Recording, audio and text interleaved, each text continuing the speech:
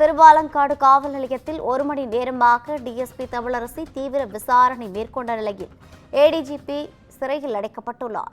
சென்னை உயர்நீதிமன்றம் உத்தரவிட்டதை அடுத்து ஏடிஜிபி ஜெயராம் கைது செய்யப்பட்டு விசாரணைக்கு பின்னர் சிறையில் அடைக்கப்பட்டுள்ளார். இதுகுறித்தான கூடுதல் விவரங்களை வழங்குவதற்காக நம்மோடு இணைக்கிறார் நமது செய்தியாளர் சக்திவேல். வணக்கம் சக்திவேல். தற்போது ஏடிஜிபி கைது செய்யப்பட்டு சிறையில் அடைக்கப்பட்டுள்ளதை பார்த்துக் கொண்டிருக்கிறோம். இது குறித்தான கூடுதல் விவரங்களை வழங்கலாம். நிச்சயமாக வணக்கம் ரவினா. திருவள்ளூர் அருகே ஆள்கடத்தல் வழக்கில் கைது செய்யப்பட்ட ஏடிஜிபி ஜெயராமன் விசாரணைக்காக திருவலங்காடு காவல் நிலையத்திற்கு அழைத்து செல்லப்பட்டார். திருவள்ளூர் மாவட்டம் திருவலங்காடு அடுத்த களப்பாக்கம் பகுதியைச் சேர்ந்த காதல் ஜோடி விவகாரத்தில் அவரது தம்பியை கடத்திய வழக்கில் ஏடிஜிபி ஜெயராமன், புரட்சி பாரதம் கட்சி தலைவர் ஜெகன்மூர்த்தி ஆகியோர் உள்ளதாக காவல்துறை விசாரணை நடத்தியதில் நேற்று சென்னை உயர்நீதிமன்றத்தில் இருவரும் ஆஜராக வேண்டும் என நீதிபதி உத்தரவிட்டிருந்தார்.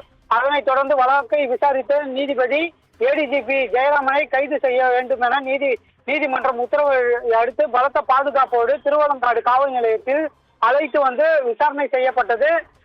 விசாரணைக்கு முன்பாக திருவள்ளூர் எஸ்பி அலுவலகத்தில் ஆள்கடத்தல் வழக்கில் ஏடிஜிபி ஜெயராமன் கைது தொடர்பான வடக்கு மண்டல ஐஜி அஸ்லா கார்க் காஞ்சிபுரம், செங்கல்பட்டு, திருவள்ளூர் எஸ்பியுடன் ஆலோசனை நடத்தினர். இதனிடையே பலத்த பாதுகாப்புடன் ஏடிஜிபி ஜெயராமன் திருவலங்காடு காவல் நிலையத்திற்கு அழைத்து வந்து செல்லப்பட்டு விசாரணையும் நடத்தப்பட்டது.